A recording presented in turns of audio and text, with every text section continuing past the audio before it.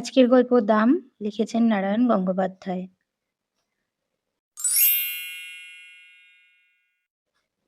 স্কুলে কি বিভীষিকায় যে ছিলেন ভদ্রলোক! আমাদের অঙ্ক কষাতেন। আশ্চর্য মাথা পরিষ্কার ছিল। যেসব জটিল অঙ্ক নিয়ে আমরা ঘন্টার পর ঘন্টা পণ্ডশ্রম করেছি, একবার তাকিয়েই বলে দিতে পারতেন। একবার মাত্র তাকিয়ে দেখতেন তার দিকে, তারপরই এগিয়ে যেতেন ব্ল্যাকবোর্ডে। খসখস করে ঝড়ের গতিতে এগিয়ে চলত ঘড়ি। হঠাৎ ঘড়ি ভেঙে গেলে বিরক্ত হয়ে টুকরো দুটো আমাদের দিকে ছুড়ে দিয়ে তৎক্ষণাৎ আর একটা তুলে নিতেন। একটু পরেই আমরা রোমাঞ্চিত হয়ে দেখতুম ছবির মতো অঙ্কটা সাজিয়ে দিয়েছেন। পৃথিবীতে যত অঙ্ক ছিল সব যেন ওর মুখস্থ, কিংবা মুখস্থ বললেও ঠিক হয় না। মনে হতো আমাদের অদৃশ্য অক্ষরে অঙ্কটা বোর্ডে আগে থেকেই কষা রয়েছে, অথচ উনি দেখতে পাচ্ছেন ঠিক, আর সঙ্গে সঙ্গে তার উপর খড়ি বুলিয়ে চলেছেন। অঙ্কে যারা ১০০-র ভিতর ১০০ পায়, ওর ভয়ে তারাই তটস্থ হয়ে থাকে। আর আমাদের মতো যেসব অঙ্ক বিশারদদের টেনে টুনে কুড়িয়েও উঠতে চাইতো না, তাদের অবস্থা সহজেই কল্পনা করা যেতে পারে। প্রকাণ্ড হাতের প্রচণ্ড চড় খেয়ে মাথা ঘুরে যেত, কিন্তু কাঁদবার জো ছিল না। চোখে এক ফোঁটা জল দেখলেই ক্লাস ফাটিয়ে হুঙ্কার ছাড়তেন, পুরুষ মানুষ হয়ে অঙ্ক পারিস নে, তার উপর কাঁদতে লজ্জা করে না? এখন পা ধরে স্কুলের পুকুরে ছুঁড়ে ফেলে দেব। তা উনি পারতেন। ওর অঙ্কের জোর থেকেই আমরা তা আন্দাজ করে নিয়েছিলাম। পুরুষ মানুষ অঙ্ক পারে না, এমন অঘটন কল্পনাও করতে পারতেন না মাস্টারমশাই। বলতেন, লেটোর দোরগোড়ায় কি লেখা ছিল জানিস? যে অঙ্ক জানে না এখানে তার প্রবেশ নিষেধ। স্বর্গের দরজাতেও ঠিক ওই একই কথা লেখা আছে। যদি সেখানে যেতে চাস তাহলে। স্বর্গের খবরটা মাস্টারমশাই কোথা থেকে জোগাড় করলেন তিনিই জানেন। প্লেটোকে তার দরজা দিয়ে ঢুকতে না পারলে কি ক্ষতি হবে, এ নিয়ে আমরা কোনোদিন মাথা ঘামাইনি। তাছাড়া যে স্বর্গে পা দিয়েই জ্যামিতির এক্সট্রা কষতে হবে, কিংবা স্কোয়ার মেজারের অঙ্ক নিয়ে বসতে হবে, সে স্বর্গের চাইতে লক্ষ যোজন দূরে থাকাই নিরাপদ বোধ করতুম। ম্যাট্রিকুলেশনের গণ্ডি পার হয়ে অঙ্কের হাত থেকে রেহাই পেলুম, মাস্টারমশাইয়ের হাত থেকেও। কিন্তু অঙ্কের সেই বিভীষিকা মন থেকে গেল না। এমএ পাশ করার পরেও স্বপ্ন দেখেছি পরীক্ষায় লাস্ট বেল পড়ো, অথচ একটা অঙ্কও আমার মিলছে না। মাস্টারমশাই গার্ড হয়ে একবার আমার সামনে এসে দাঁড়িয়েছেন। দু চোখ দিয়ে তার আগুন ঝরছে, দাঁতে দাঁত ঘষে বলছেন, মাথার উপর ঘুরন্ত পাখা সত্ত্বেও ঘামে নিয়ে আমি জেগে উঠেছি। মৃদু নীল আলোয় দেখেছি চেনা ঘরটাকে। চোখে পড়েছে সামনে আমার পড়ার টেবিল, আমার বইয়ের স্তূপ। গভীর তৃপ্তির সঙ্গে ভেবেছি, এখন আর আমাকে স্কুলে অঙ্ক বসতে হয় না, আমি কলেজে বাংলা পড়াই। একদিন একটি পত্রিকার পক্ষ থেকে ফরমাশ এলো, আমার ছেলেবেলার গল্প শোনাতে হবে। লেখক হিসেবে আমি নিতান্ত সামান্য ব্যক্তি, আমার ছেলেবেলার গল্পে কারো কোনো কৌতূহল নেই। তাছাড়া এমন কোনো স্মরণীয় ঘটনাও ঘটেনি যে আসর করে তার লোককে শোনাতে পারি। কিন্তু কর্তৃপক্ষ ছাড়লেন না। তারা জানালেন, সাহিত্যের ইন্দ্র, চন্দ্র, মিত্র, বরুণেরা কেউ তাদের বিশেষ পাত্তা দেয়নি। অতএব আমি ভাবলুম তাহলে নির্ভয়ে লিখতে পারি। ওরা নিজেরা ছাড়া ওদের কাগজের বিশেষ কোনো পাঠক নেই, সুতরাং আমার আত্মকথা কারো কাছে স্পর্ধার মতো মনে হবে না। কয়েকটি ঘরোয়া মানুষের কাছে ঘরোয়া গল্প বলবো, ওটা প্রীতির ব্যাপার, পদমর্যাদার নয়। কাগজ কলম নিয়ে বসে গেলুম। মনে এলো মাস্টারমশাইয়ের কথা। লিখলুম তাকে নিয়েই। ছবিটি যা ফুটলো তা খুব উজ্জ্বল নয়। লেখবার সময় কল্পনার ছাদ কিছু মিশিয়ে নিলাম, সেটা বলাই বাহুল্য। সেই সঙ্গে সদুপদেশও একটু বর্ষণ করেছিলুম। মূল কথাটা এই ছিল, অহেতুক তাড়না করে কাউকে শিক্ষা দেওয়া যায় না। গাধা পিটিয়ে ঘোড়া করতে গেলে গাধাটাই পঞ্চত্ব পায়। তার প্রমাণ আমি নিজেই। মাস্টারমশাই আমাকে এত প্রহার করেও অঙ্ক শেখাতে পারেননি, বরং যা শিখেছিলুম তাও ভুলেছি।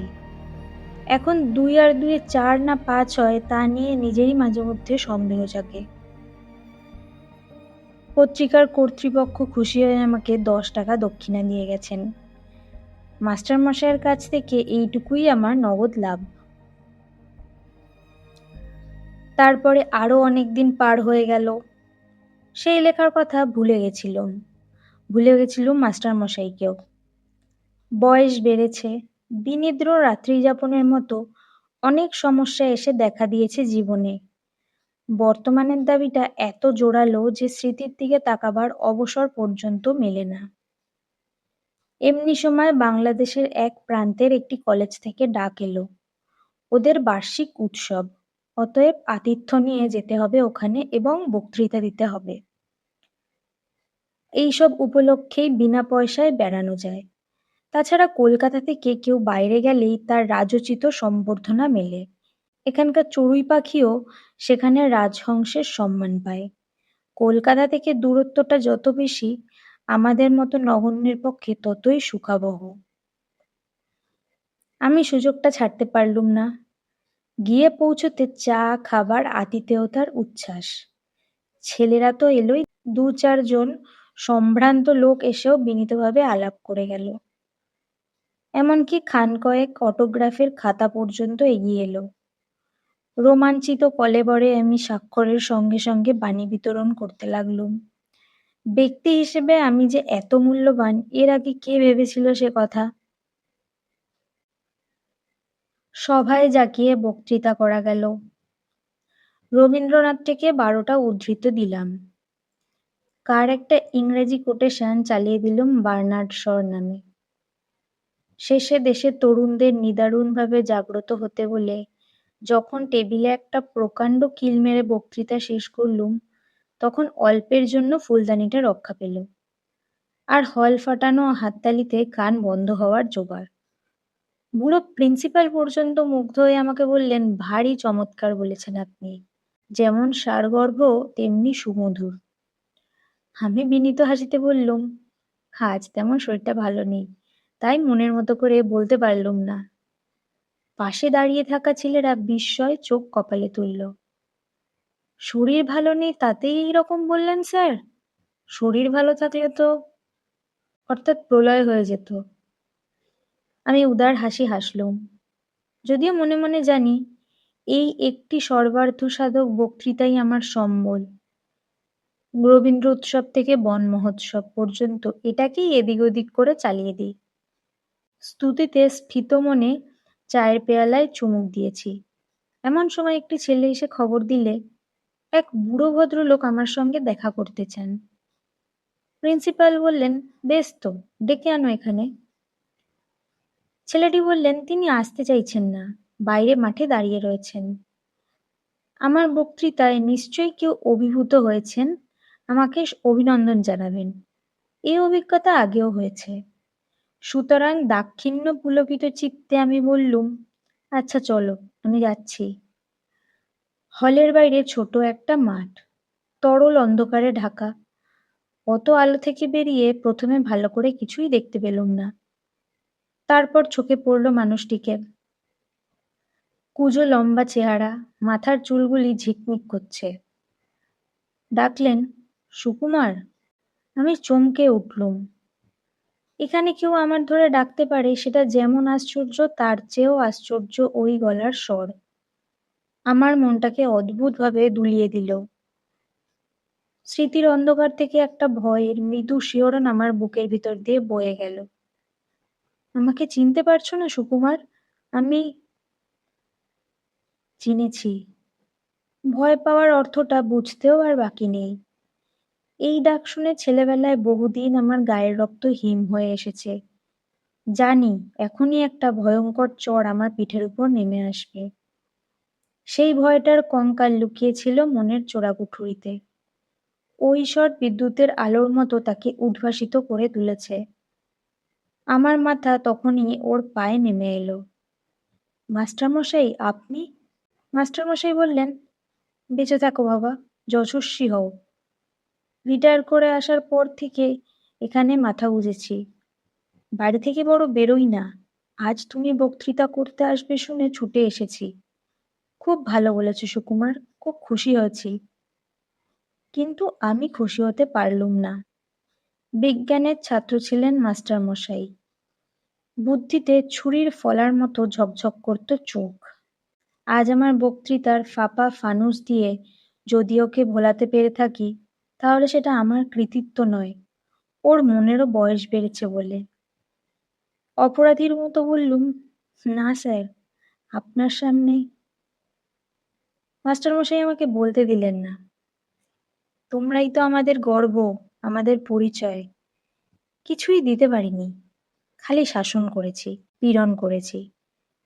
বলতে বলতে জামার পকেট থেকে বের করলেন শতছিন্ন একটি জীর্ণ পত্রিকা।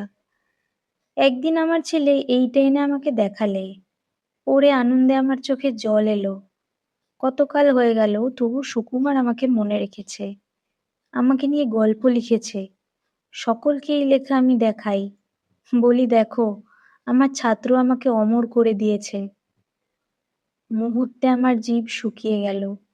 লজ্জায়, আত্মগ্লানিতে আমার মাটিতে মিশে যেতে ইচ্ছা করল। একটা কিছু বলতে চেষ্টা করলুম, কিন্তু মুখ ফুটে কথা বেরোলো না। মাস্টারমশাইয়ের গলা ধরে এসেছিল।